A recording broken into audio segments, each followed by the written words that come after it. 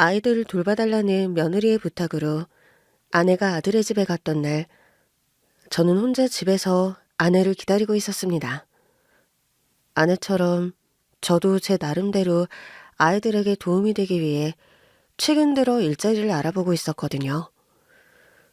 은퇴 후 가지고 있는 재산과 연금으로 우리 부부 생활은 충분했지만 황혼휴가로 고생하는 아내와 아들 며느리를 돕기 위해 돈이 필요하다 싶었습니다. 그래서 어디 경비일이라도 해야겠다 싶어서 오랜만에 이력서를 작성하고 있었는데 너무 늦어서 아들 집에서 자고 오는가 싶었던 아내가 연락도 없이 밤늦게 돌아왔더군요. 그런데 돌아온 아내의 몸은 얼음처럼 꽁꽁 얼어 있었고 아내는 현관에 들어서자마자 눈물을 터뜨리고 말았어요. 여보, 내가 아무래도 자식을 잘못 키웠나 봐. 여보, 무슨 일이야? 왜 그래? 당신 몸은 왜 이렇게 차가워? 대체 무슨 일이 있었던 거야? 아내는 차가운 손을 떨며 제게 자초지종을 털어놓았습니다. 며느리는 친구들과 약속이 있다며 아들과 함께 외출을 해버렸고 아내는 빈속에 저녁도 못 먹고 혼자 아이를 돌보고 있었다고 합니다. 아직 어린 아이들은 정신없이 말썽을 부리고 울고 부채느라 아내는 혼이 빠질 정도로 힘들었다고 했어요. 그 집에는 어린아이가 둘이었는데 아내 혼자 두 아이를 돌보며 얼마나 고생했을지 뻔한 일이었죠. 그렇게 시간이 늦어 아이들을 겨우 재우고 아들네가 돌아오기를 기다렸지만 막차 시간이 다 되어가는데도 아들 며느리는 전화도 받지 않고 돌아오지 않았답니다. 그러다 자정이 다 되어서야 아이들이 들어왔는데 늦은 시간임에도 아들이 밖에서 술을 마셨다며 제 아내를 집까지 데려다 주지도 않고 혼자 가라며 돌려보냈다고 했습니다. 그렇게 아내는 혼자 늦은 밤길을 돌아와야 했는데 집으로 오던 중 환승해야 하는 버스가 막차 시간이 지나는 바람에 결국 추운 겨울 밤길을 걸어와야 했다고 했습니다. 하필이면 핸드폰 배터리도 다 되어서 저한테 연락도 하지 못하고 추위를 참으며 덜덜 떨며 집에 돌아왔던 것이었죠. 평소 아내가 그 집에서 아이들을 돌보다 자고 오는 일이 종종 있었기에 저는 그날도 아내가 외박을 할 거라 별 대수롭지 않게 생각하고 있었습니다. 그런데 그런 일이 있었다니 저는 너무 화가 나고 황당했어요. 그래서 당신 1시간 넘게 걸어온 거야? 이 추운 길을? 그럼 어떡해. 핸드폰은 안 되지. 주변에 문연 가게도 없지. 어디 도와달라고 할 것도 없고 밤이라 무섭고 그래서 그냥 무작정 걸어와야 했어. 세상에? 아니 이게 대체 무슨 짓이야?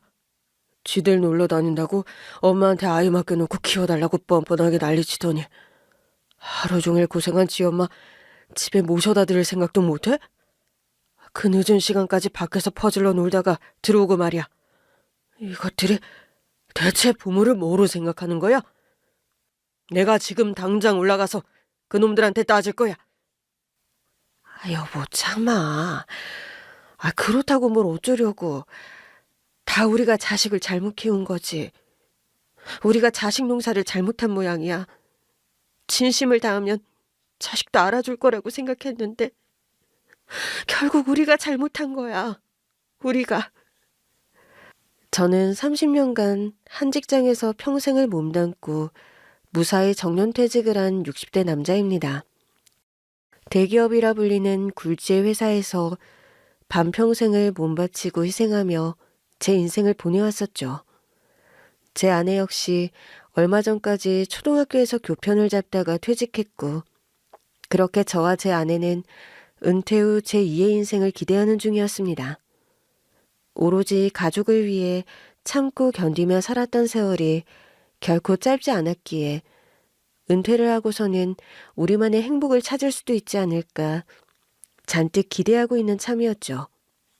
그런 저희에게는 눈에 넣어도 아프지 않을 아들이 하나 있었는데 그 아들도 몇 년 전부터 대기업에 취직을 해서 제 앞가림을 하는 중이라 저희도 더 걱정이 없을 줄 알았습니다.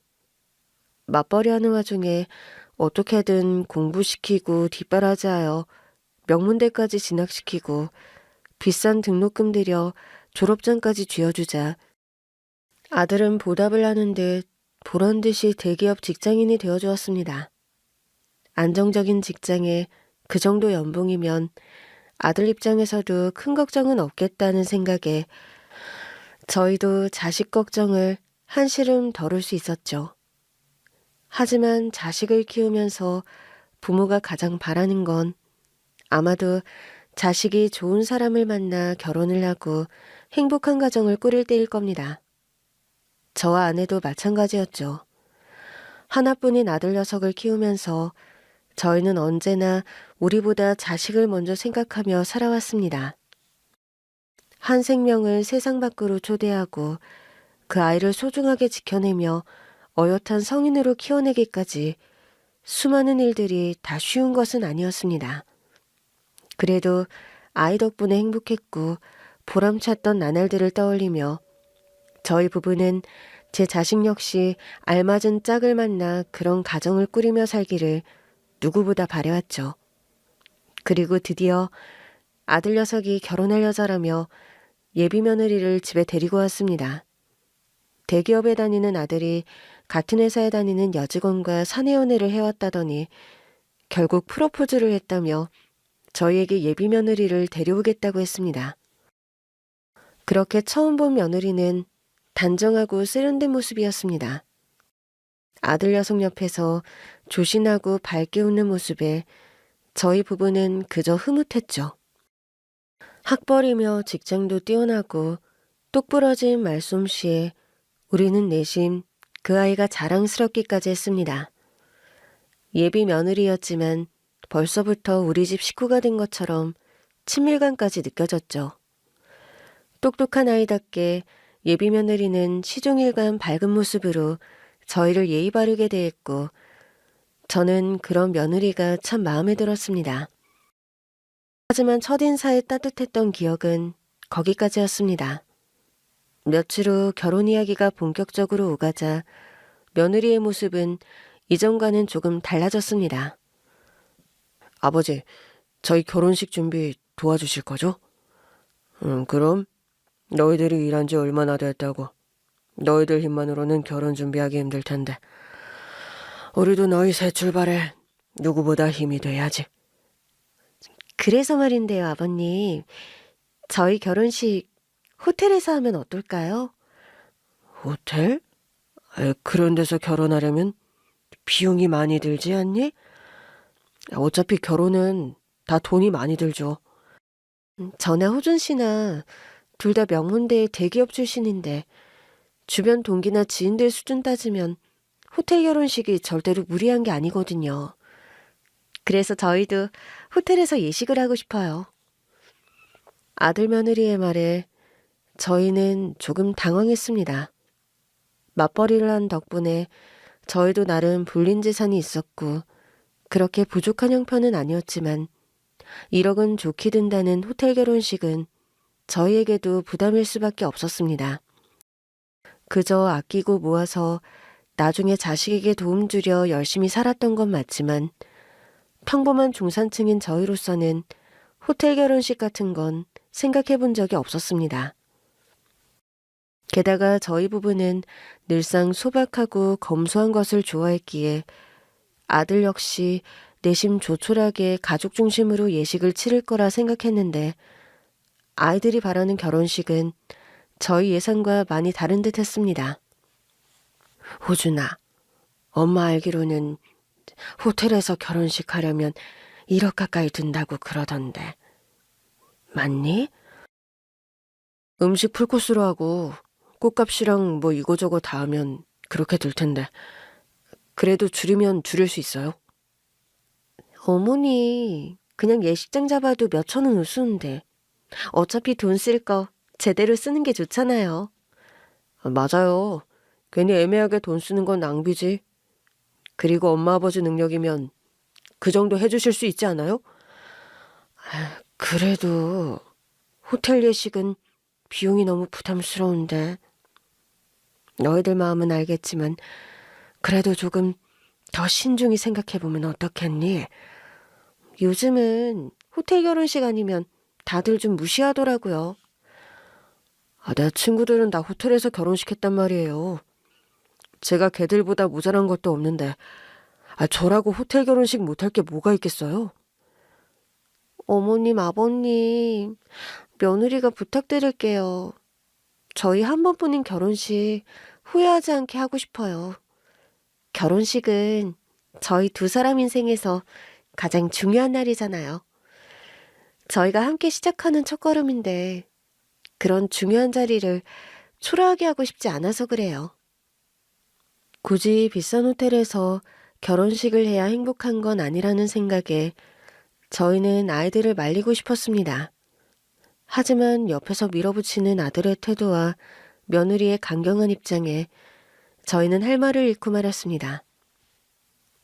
결국 아이들이 원하는 대로 고급 호텔 예식장을 예약했고 며느리가 입고 싶다던 값비싼 드레스 비용까지 모두 우리 몫이 되었습니다.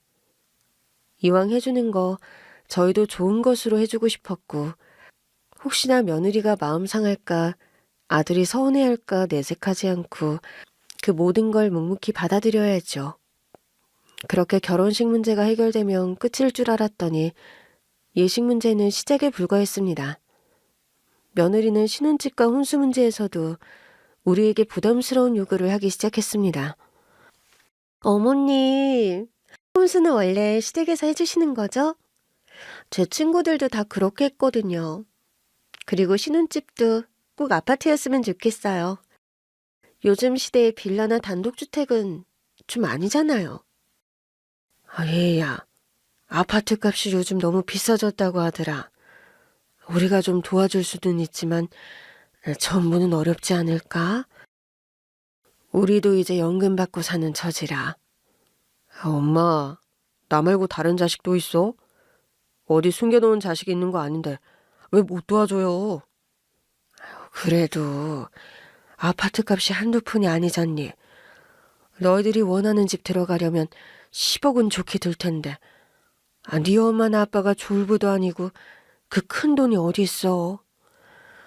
엄마 아빠 돈 잘 버는 거 아니었어? 엄마는 교감까지 했었고 아버지는 대기업에서 정년퇴직했는데 자식을 위해서 그 정도 돈도 준비 안 하셨어요? 어머님, 그래도 평생 살 집인데 좋은 곳에서 시작해야죠. 그리고 빌라나 주택은 나중에 팔 수도 없어요. 돈도 안 되는데 큰 돈 들이는 건 좀 그렇지 않을까요? 언제는 좋은 사람 만나서 결혼하라고 그러더니. 이럴 거면 결혼하라는 소리 뭐하러 했어요? 아니, 결혼식에도 이미 돈이 많이 들어갔고 우리 사정도 좀 생각해줘야지, 호준아. 정 그러시면 절반 정도만 도와주세요. 나머지는 저희가 대출받거나 할게요. 저희 둘 다 대기업 다니니까 충분히 갚을 수 있겠죠. 뭐 고생은 좀 하겠지만. 우리 때는 단칸방에서도 잘만 시작했던 신혼인데 요즘 아이들은 다른지 떡하니 10억짜리 아파트를 해달라고 하더군요. 너무 부담스러워 힘들겠다는 아내의 말에 아들 녀석은 철이 없는지 그 정도 돈도 안 모아뒀냐며 투덜거렸고 며느리도 저희에게 실망이라도 한 듯 절반이나마 보태달라는 말이었습니다. 사돈댁에서는 사정이 어렵다고 도와주기 힘들다고 하던데 결국 남자 쪽에서 집을 해가야 하는 건지 요새는 아들 가진 부모가 의리구나 싶더군요. 아들과 며느리의 부탁에 저희는 마음이 약해질 수밖에 없었습니다. 결국 저희는 며느리의 요구대로 큰 돈을 보태주기로 했습니다. 하지만 무리한 아들과 며느리의 부탁이 마냥 달갑지는 않았죠. 여보, 우리 호준이가 원래 저렇게 욕심이 많았나? 어릴 때는 주는 대로 감사할 줄 아는 아이였던 것 같은데. 언제 저렇게 되었을까? 이거저거 바라는 것만 많아지니 당황스럽네. 그래도 아들이 좋다니까 우리라도 양보해야지. 어쩌겠어? 이제 결혼시키고 나면 우리도 더 해줄 게 없을 텐데. 아이들의 행복을 위해서라도 해줄 수 있을 때 해주자고. 그래, 당신 말이 맞다. 자식이 둘셋인 것도 아니고 하나 있는 아들이 해달라는 거 좀 해주면 어떻다고. 당신 말대로 이제 더 이상 부모 노릇할 일도 없을 텐데. 그래. 그러니까 당신도 속상하겠지만 조금만 참아. 그래도 이렇게 해주면 언젠가는 고마운 줄 알고 지들도 우리한테 보답하겠지. 그렇게 저희는 자식을 생각하는 마음으로 아이들의 요구를 묵묵히 들어줬습니다. 계속된 요구에 부모도리가 뭔가 싶었지만 이제 아이를 보내는 마당에 이런 것도 다 끝이라 생각했죠. 그래서 저희는 좋게 좋게 생각하기로 했습니다. 결혼이라는 명목 아래 무리한 부탁이 계속되었지만 저희는 자식을 위한다는 마음 하나로 모든 것을 참았습니다. 그러나 아들의 결혼이 다가올수록 저희 부부는 점점 더 초라해졌습니다. 며느리는 명품 드레스를 입고 화려한 신부가 되기를 준비하고 있었지만 아내는 그런 며느리를 위해 아끼느라 자신이 입을 옷 한 벌 제대로 사지 못했습니다. 저는 아내의 그런 모습을 보며 가슴이 아팠지만 자식을 위한 일이니 그저 입을 다물었습니다. 그렇게 결혼 전부터 골머리를 썩어서인지 결혼식이 끝나니 숙제를 끝낸 기분이었습니다. 하지만 아들 며느리의 신혼여행을 마중 보낸 뒤 집으로 돌아온 저희는 홀가분한 마음보다는 허탈함이 더 컸습니다. 처음에는 늘 집에 있던 아들을 내보냈다는 것에 대한 아쉬움과 허전함인가 했지만 그것보다는 왠지 모를 배신감이 느껴지는 듯 했어요. 결혼을 준비하며 그동안 몰랐던 아들의 모습을 봤던 것 때문인지 저희가 평생 헌신하며 키운 아들이 이제는 다른 사람이 된 것처럼 느껴졌거든요. 결혼 이후에도 저희는 마음에 남은 서운함 때문에 여러 날 잠을 이루지 못했습니다. 아내는 어느 날 밤 깊은 한숨을 쉬며 말했습니다. 여보, 호준이 말이야. 잘 살겠지? 지 좋다고 한 결혼이니 잘 살아야지. 왜? 이제 와서 갑자기 걱정이 들어? 아니, 둘은 사이가 좋은 것 같아서 다행이다 싶긴 한데 나 왜 이렇게 마음이 쓰리지? 그냥 결혼시킨 것뿐인데 이제 내 아들을 영영 잃어버린 것 같은 기분이 들어. 글쎄, 왜 그런진 모르겠지만 나도 좀 그런 마음이 있네. 우리가 그동안 자식을 너무 끼고 놀았던 모양이야. 그래도 언젠가 적응이 되겠지. 그렇겠지. 근데 여보, 우리가 이렇게까지 했는데 아들 녀석은 우리 마음을 알까? 글쎄, 아직은 모르겠지. 그래도 지들도 부모가 되면 알게 되지 않을까? 아직 세상 물정을 몰라서 그런 거겠지. 이렇게 자식을 위해서 살다 보면 우리만 손해보는 걸까? 분명 품 안의 자식인 줄 알았는데 결혼시키면서 겪은 아들을 보니 걔가 내가 키운 자식 맞나 싶은 생각이 들어. 이제 너무 깊게 생각하지 마. 결국 떠날 자식이고 우리는 그 아이의 새 출발이 행복하기를 빌어주면 되는 거야. 그 애가 결혼해서 가정을 꾸리기를 바란 건 누구보다 우리였잖아. 결혼하면 아들을 보내는 게 아니라 며느리라는 새 식구가 생기는 건 줄 알았는데 결국 그것도 내 욕심이었나 봐. 나는 그 애랑 편히 지내지는 못할 것 같아, 여보. 보기에 여보, 요즘에는 그런 생각했다가 욕먹는데 시부모가 괜히 며느리한테 잔소리하고 있다가는 이혼한다고 난리 핀다 그러더라. 그러니까 그냥 지들끼리 잘 살게 놔두자고. 그래도 그 정도로 해줬는데 지들도 양심이 있으면 우리한테 더 바라는 건 없겠지. 저 역시 아내의 말에 무거운 마음을 숨길 수 없었습니다. 부모란 늘 자식을 위해 희생하는 존재라고 생각했지만 우리의 희생이 자식에게는 당연한 권리인 것처럼 여겨지는 현실에 마음이 무겁기만 했습니다. 결혼 전 준비 과정에서 생긴 이 상처는 저희 부부와 아들 며느리의 관계에 깊은 흔적을 남겼고 결혼 후에는 조금이나마 상황이 달라지길 기대했습니다.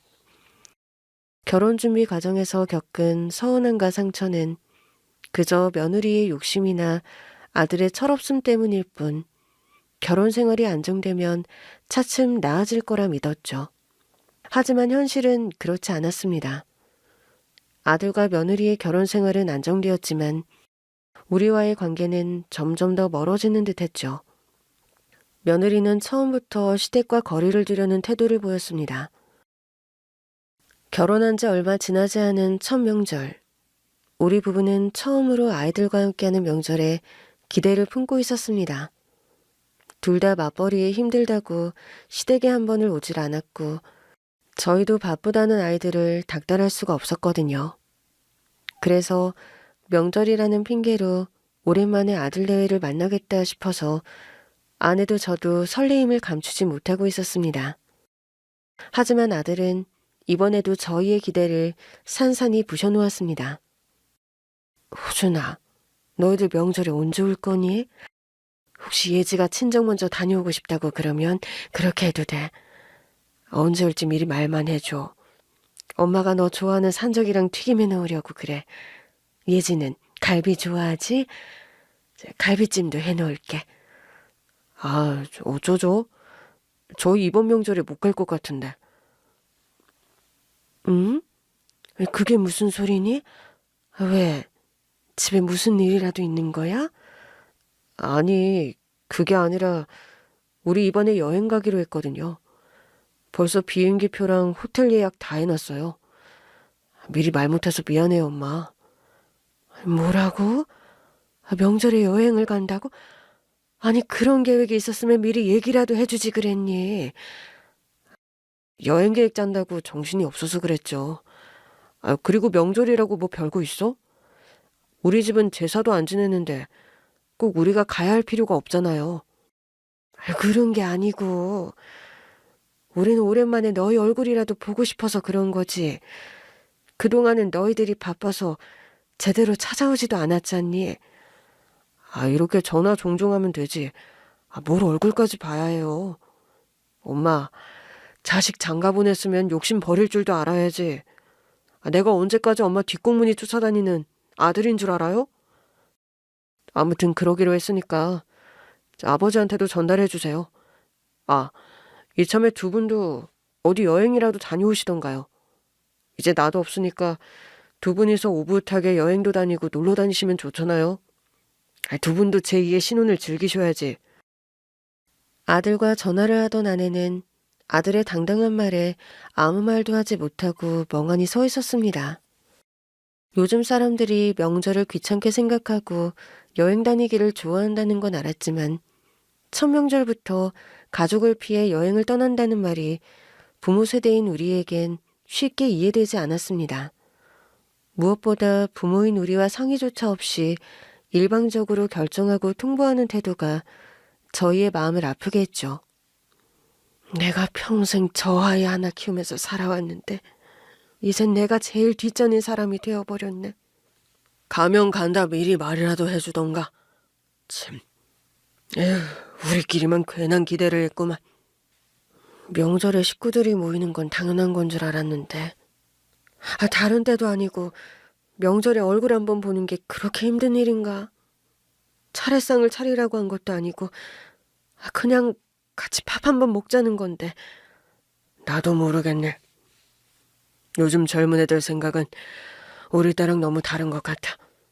지들도 회사 생활하느라 힘들어서 그런 거겠지. 그래도 우리가 이해해줘야지. 어쩌겠어.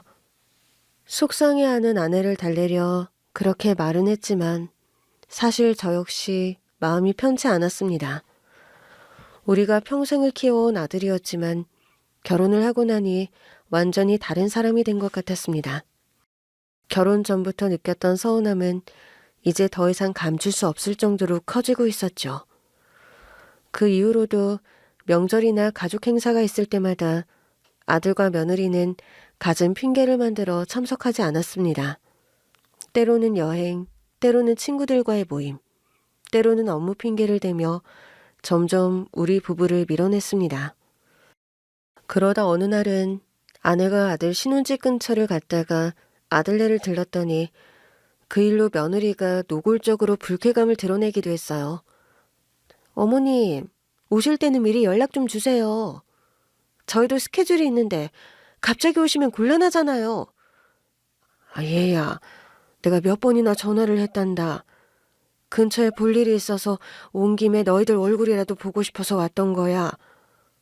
그게 뭐 큰 잘못이라도 되니?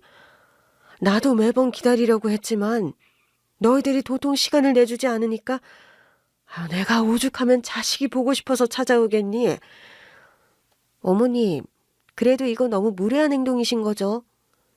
그리고 남편이 2살짜리도 아닌데 아들이 그렇게 걱정이세요? 며칠 안 보고 산다고 어떻게 되는 것도 아닌데. 어머니는 안 그러신 줄 알았더니 어머니도 어쩔 수 없는 시어머니신가 보네요. 아무튼 오늘은 어쩔 수 없지만 다음부터는 꼭 약속 잡고 와주세요. 저희 집에 손님 드나드는 거 별로 안 좋아하거든요.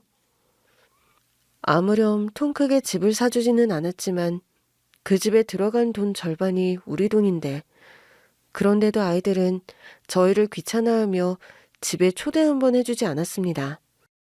그러던 어느 날 아내가 참다 못해 찾아갔던 날에는 며느리에게 손님 취급을 받으며 가시방석에 앉아야 했죠. 그날 이후 아내는 절대 아들의 집에 먼저 가지 않았습니다. 상처받은 아내의 모습을 보며 저는 마음속으로 분노가 쌓였습니다. 결혼한 뒤 아들은 지 아내에게 완전히 빠져 지냈습니다.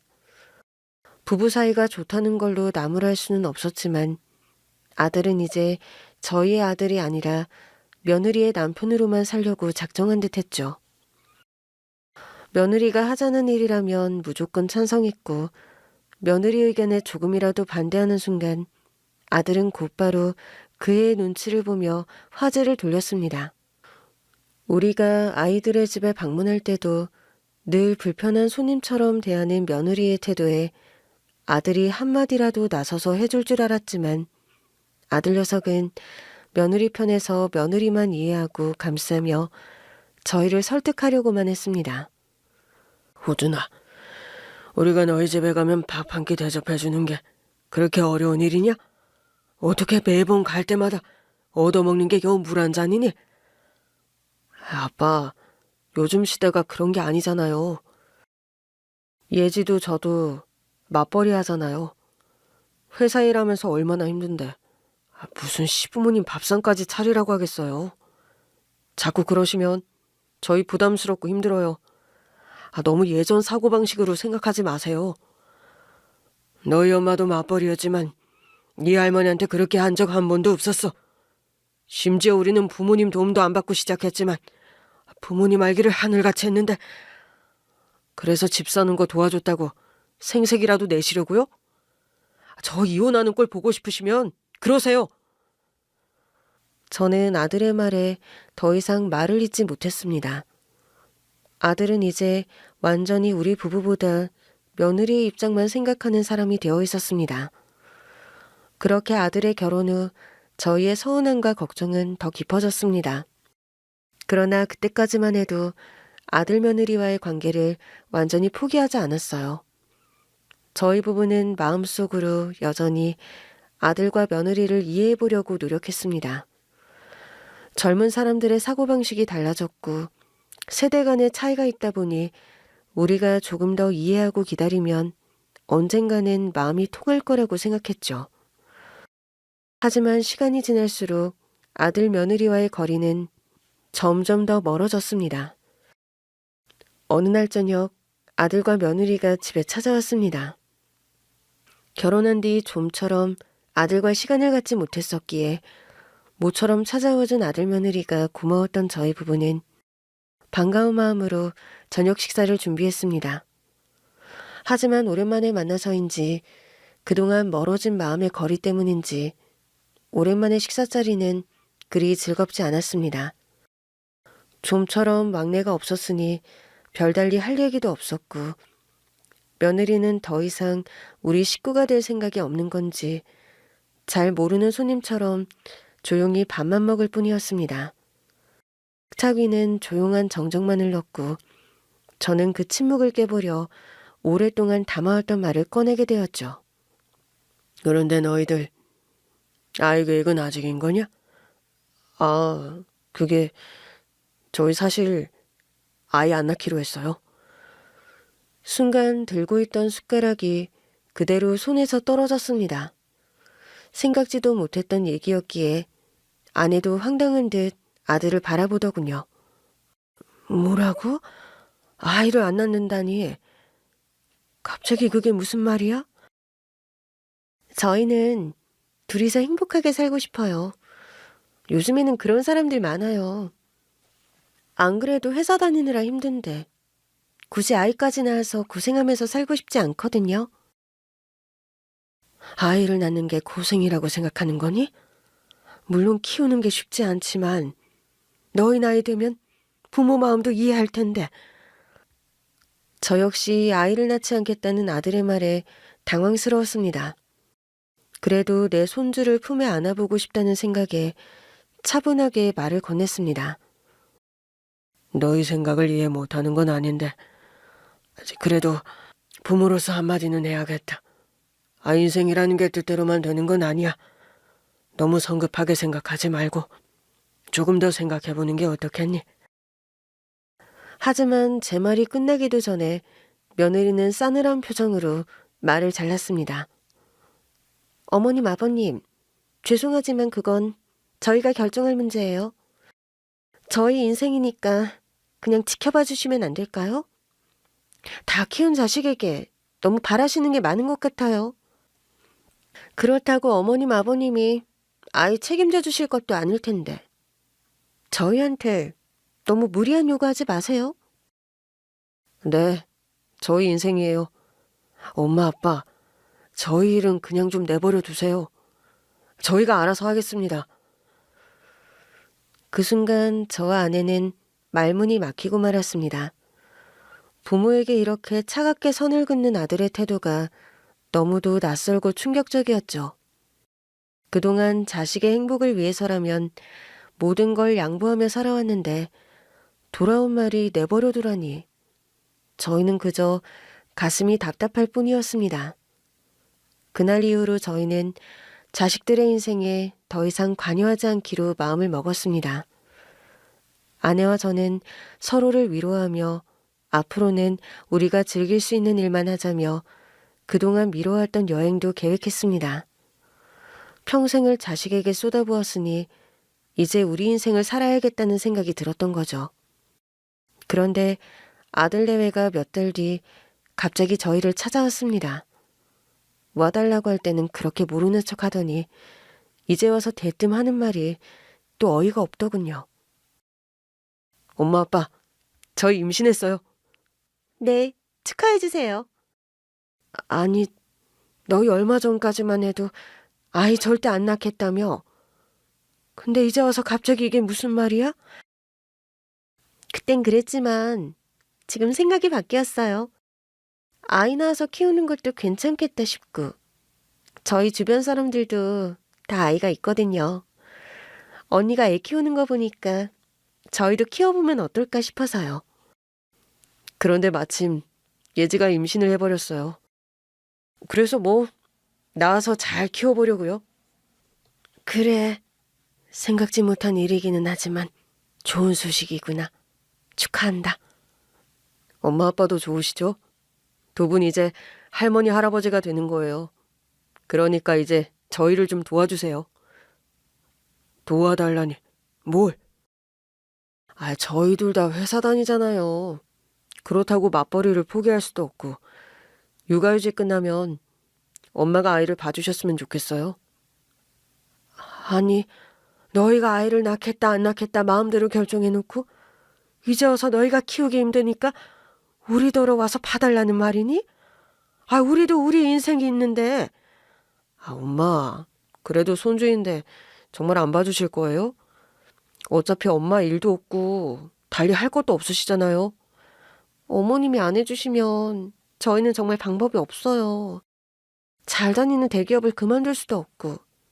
그럼 저 결국 아이 낳은 거 후회하게 될지도 몰라요.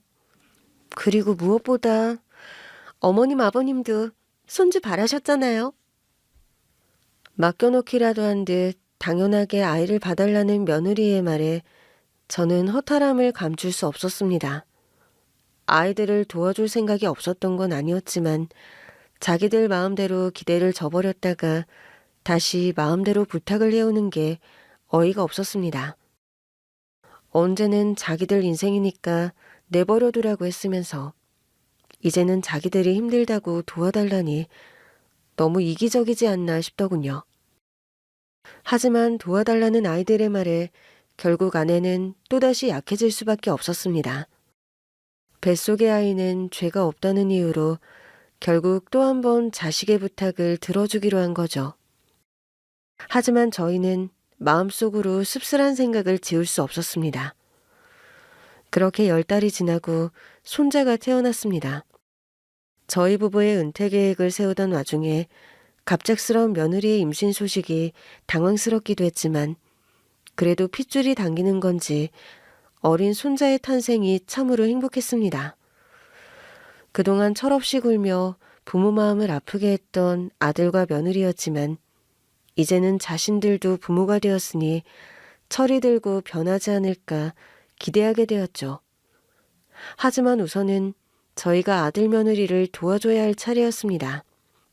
그렇게 아이가 태어나고 아내는 손주를 돌보기 위해 아들의 집을 자주 왕래하게 되었습니다.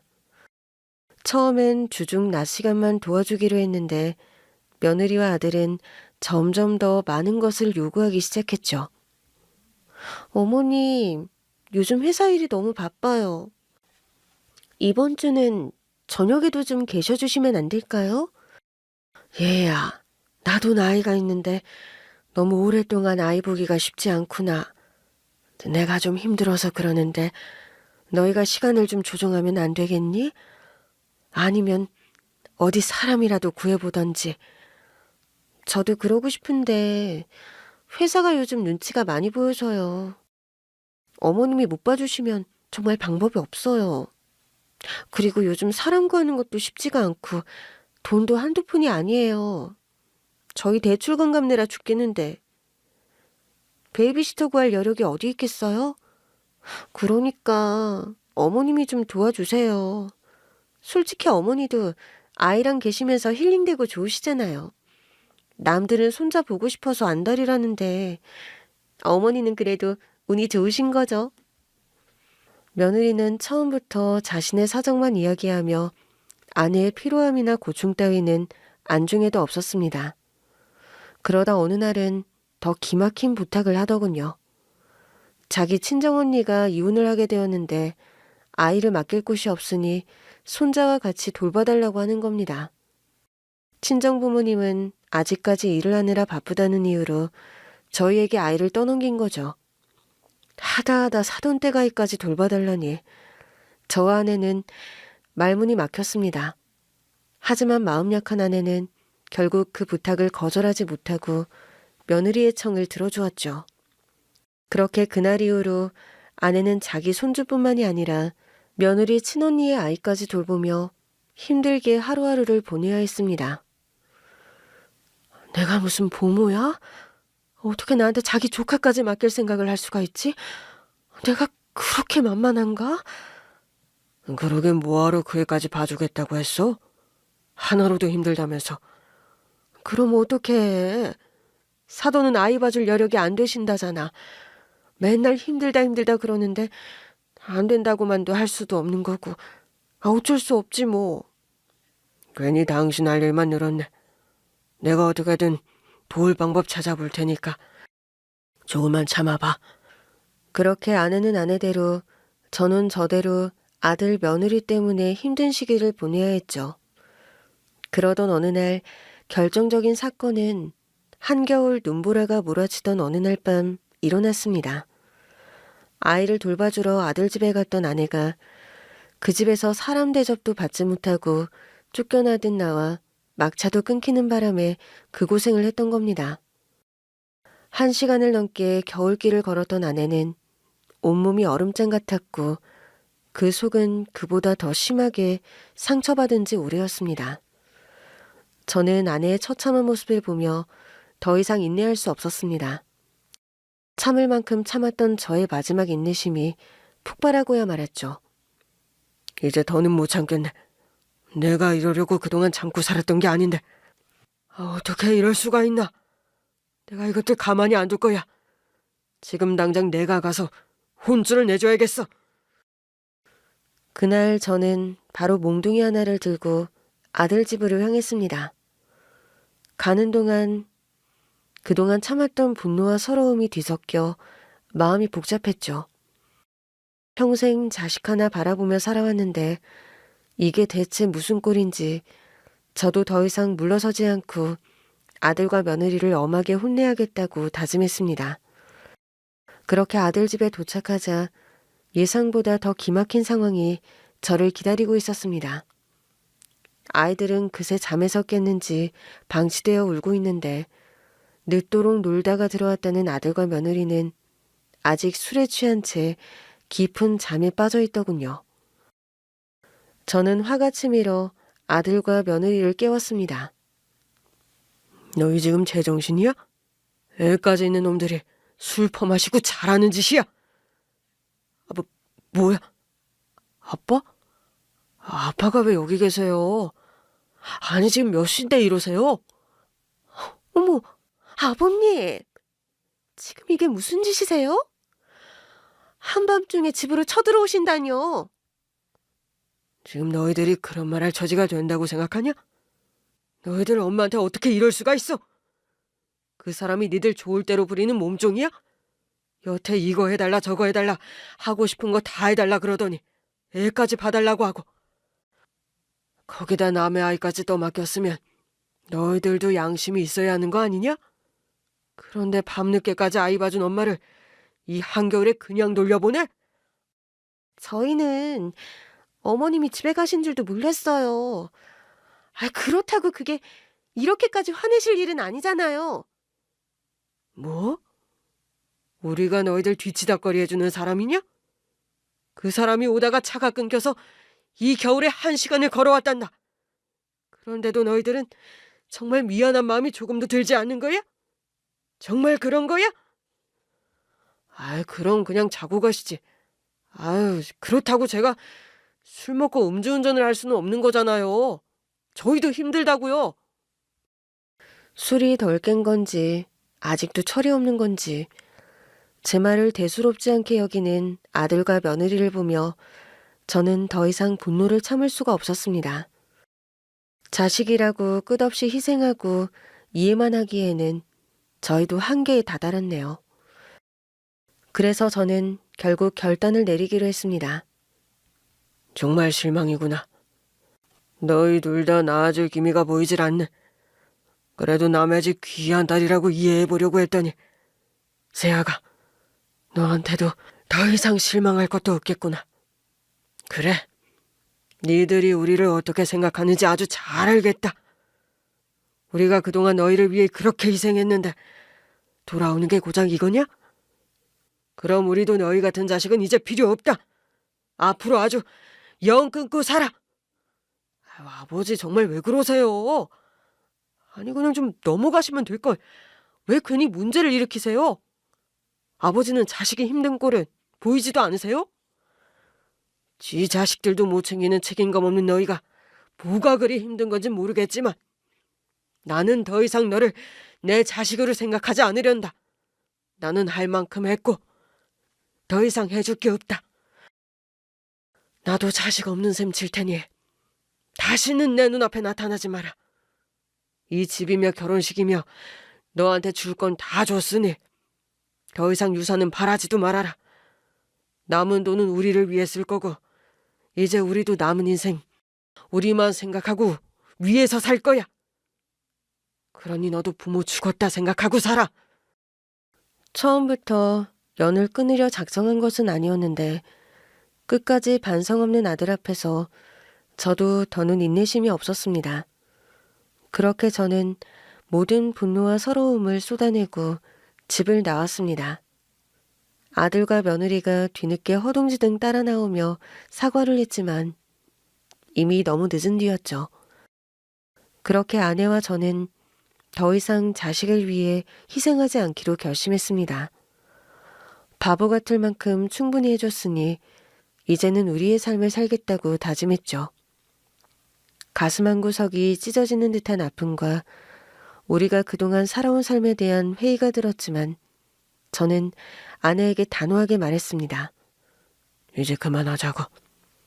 우리가 이 나이에 자식들한테 매달려서 사는 건 이제 끝이야. 앞으로 우리 인생만 생각하자. 걔들은 없는 셈 쳐. 그래, 우리가 너무 아이들만 바라보며 살았나 봐. 희생만 하면 알아줄 거라 생각했던 게 바보 같은 생각이었어.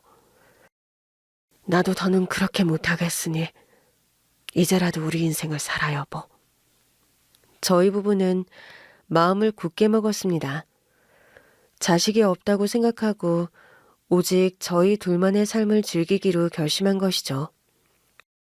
아들에게는 일절 연락도 문자도 남기지 않았어요. 전화가 걸려오는 것도 받지 않고 무시했죠. 그러자 심각성을 깨달은 건지 아들과 며느리가 집으로 찾아왔습니다. 대문을 두드리며 잘못했다고 빌더군요. 아버지, 엄마, 저희 왔어요. 문 좀 열어주세요. 어머님, 아버님, 저희 정말 잘못했어요. 그동안 저희가 너무 철이 없었어요. 그러니까 제발 한 번만 문 좀 열어주세요. 아버지, 제발 용서해 주세요. 저희도 반성했어요. 이제 다시는 그러지 않을게요. 하지만 저희 부부의 마음은 이미 단호해진 뒤였습니다. 더 이상 감정에 흔들리지 않기로 마음먹은 저희는 문 밖에서 들려오는 소리를 애써 무시한 채 문을 열어주지 않았습니다. 그 후로도 아들과 며느리는 매주 주말마다 찾아와 집 앞에서 용서를 빌었습니다. 착한 아내는 그새 마음이 약해졌는지 고민하는 눈치였지만 저는 아내의 마음을 알기에 더 굳게 마음을 먹었습니다. 우리에게는 여유가 필요했고 아이들에게도 자기들이 무슨 짓을 했는지 진정으로 깨달을 수 있는 시간이 필요했습니다. 그리고 무엇보다 저희 부부는 그제야 비로소 평화롭고 여유로운 일상을 즐길 수 있게 되었습니다. 멀리 여행도 다니고 가까운 산으로 산책도 다니며 새로운 행복을 찾아갔죠. 평생 자식을 위해 살던 삶에서 벗어나니 진정한 행복이 무엇인지 알 수 있었습니다. 그동안 짊어지고 있던 무거운 책임감을 내려놓은 채 이제는 저희도 조금은 이기적으로 살고 싶었어요. 그날도 아내와 저는 아침 일찍부터 마당에 나와 꽃도 돌보고 텃밭도 가꾸며 하루를 보내고 있었죠. 자식 문제로 힘들었던 마음을 내려놓은 뒤로 삶은 놀랍도록 평화로워졌습니다. 그런데 그때였습니다. 대문 앞에서 익숙한 목소리가 들려왔습니다. 아버지, 엄마, 저희 왔어요. 제발 부탁이니까 문 좀 열어주세요. 어머님, 아버님, 제발 한 번만 기회 주세요. 정말 죄송해요. 여보, 애들이 또 찾아왔네. 아이들이 저렇게까지 애원하는데 정말 문 안 열어줘도 괜찮을까?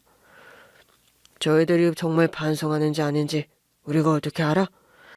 당장 말뿐일지도 모르고 지금 쉽게 받아주면 예전처럼 다시 상처받는 일이 반복될지도 몰라. 지들이 정말 진심이라면 겨우 이 정도로 포기하지 않겠지. 우리가 참고 견뎠던 것만큼 지들도 겪어봐야 해. 그렇게 저희는 대문 앞에서 들리는 자식들의 간절한 사과와 울먹임을 애써 외면했습니다. 그러자 아들과 며느리는 2시간 가까이 기다리다 발걸음을 돌리더군요. 그렇게 며칠간 같은 일이 반복되었지만 우리는 단 한 번도 문을 열어주지 않았죠. 그러자 아들이 제 마음을 돌리고 싶었는지 마지막 수단으로 편지를 놓고 갔습니다. 그동안 정말 죄송했다고 이제야 자신들의 잘못을 깨달았다는 아들의 편지에는 진심이 느껴졌습니다. 어머니, 아버지, 저 호준이에요. 어떤 말씀을 드려야 할지 면목이 없습니다. 저는 그동안 부모님의 사랑을 당연하게 생각했습니다. 부모님이 저를 키우기 위해 얼마나 많은 희생을 하셨는지 저도 자식을 낳고 나서야 깨달았습니다. 아버지께서 몽둥이를 들고 오셨던 그날 이후 처음엔 분노만 느껴졌습니다. 하지만 시간이 지나고 제가 한 행동들을 하나하나 돌아보면서 오히려 지금까지 저를 참아주신 부모님께 감사하다는 생각이 들었습니다. 제가 부모님께 드린 상처를 생각하면 너무나 부끄럽고 죄송합니다. 아내도 진심으로 반성하고 있습니다. 저희가 그동안 얼마나 철이 없었는지 매일 대화를 나누며 서로 반성했습니다. 특히 엄마께서 힘들어하셨던 순간을 저희가 무심히 넘겼던 일이 너무 마음이 아픕니다. 그때 엄마를 조금이라도 더 이해했다면 좋았을 텐데 이제야 깨닫게 되어 죄송합니다. 저희가 이러는 게 유산 때문이라고 오해하실 수도 있지만 정말 아닙니다. 지금은 그런 돈이 중요한 게 아니라 부모님과 다시 예전처럼 웃으며 이야기를 나누고 싶습니다. 더 이상 바라는 것 없을 테니 저희에게 다시 기회를 주실 수 있을까요? 저희의 실수를 만회할 기회를 갖고 싶습니다. 간절히 부탁드립니다. 저는 편지를 읽으면서 말없이 눈물을 흘리는 아내를 바라봤습니다. 저 역시 편지를 읽으면서 복잡한 감정이 들었습니다. 화도 났고 서운한 마음도 있었지만 한편으론 그동안 품어왔던 원망과 아픔이 조금씩 풀리는 느낌이었죠. 여보, 이번 주말에 아이들 한번 만나볼까? 당신 정말 괜찮겠어? 그 애들도 그 정도 하는 거 보면 많이 반성했지 싶어. 우리가 제대로 작정했다는 거 알고 충분히 뉘우쳤을 거라 생각해. 그리고 무엇보다 이제는 우리 의지가 확고하잖아. 이제 더는 아이들에게 마음대로 휘둘리지 않을 거고 예전만큼 마음 약하지 않을 거야. 그렇지. 애들 봐달라는 것도 거절하고 우리도 우리 인생을 존중받아야지. 그러니까 이제 마지막으로 기회를 주는 것도 나쁘지 않겠다 싶어. 아내는 오랫동안 고민한 듯 저에게 얘기를 꺼냈습니다. 완전한 용서는 아니지만 아이들이 만회할 수 있는 마지막 기회를 주자고 말이죠. 그래서 저도 아내의 결정을 믿고 따르기로 했습니다. 그렇게 주말이 다가왔고 오랜만에 아들과 며느리가 저희 앞에 섰습니다. 아들과 며느리는 문이 열리자마자 무릎을 꿇고 울먹이며 말했습니다. 엄마, 아버지, 정말 죄송합니다. 그동안 저희가 정말 잘못했어요. 어머님, 아버님, 제발 용서해 주세요. 그동안 생각도 많이 했고 진심으로 뉘우쳤어요. 두 분이 좋으신 분들인 걸 잊고 제가 주제넘게 굴었습니다. 하지만 이제는 정말로 달라졌어요. 감사한 줄 알고 감사해야 하며 살겠습니다. 너희를 용서해서 만나주는 것이 아니다. 니들이 하는 말을 다 진심이라고 믿지도 않고 사람이 쉽게 변하지 않는다는 거 누구보다 우리가 잘 알아. 그러니까 정말 용서받고 싶거든. 말이 아닌 행동으로 보여라. 우리는 너희가 어떻게 사는지 지켜볼 테니 너희는 앞으로 평생 노력해야 할 거야. 세상에는 자식을 위해 모든 걸 희생하는 부모가 많고 저희도 그렇게 살았지만 이제 그것이 반드시 옳은 것만은 아니라는 것을 깨달았습니다. 때로는 자식을 위해 부모의 삶을 포기하는 게 아니라 부모가 행복해야 진짜 행복한 가족이 될 수 있다는 사실을 알았죠. 그렇게 저희 부부는 다시 한번 아이들과 거리를 둔 채 지켜보기로 했습니다. 그리고 더 이상 아이들에게 휘둘리지 않고 저희의 행복한 노후를 준비하기로 했죠. 지금도 종종 아들 며느리를 만나지만 이제 이전 같은 희생은 없습니다. 오히려 아들 며느리가 저희에게 잘하려 노력하지만 저희는 더 바라지도 기대하지도 않네요. 언젠가는 그 아이들의 진심이 닿을 날이 올지 모르겠지만 저희는 그저 저희 부부의 행복을 바라보며 살아갈 겁니다. 그 아이들도 부모가 되었으니 이런 저희의 마음을 언젠가는 알아주는 날이 오겠죠? 감사합니다.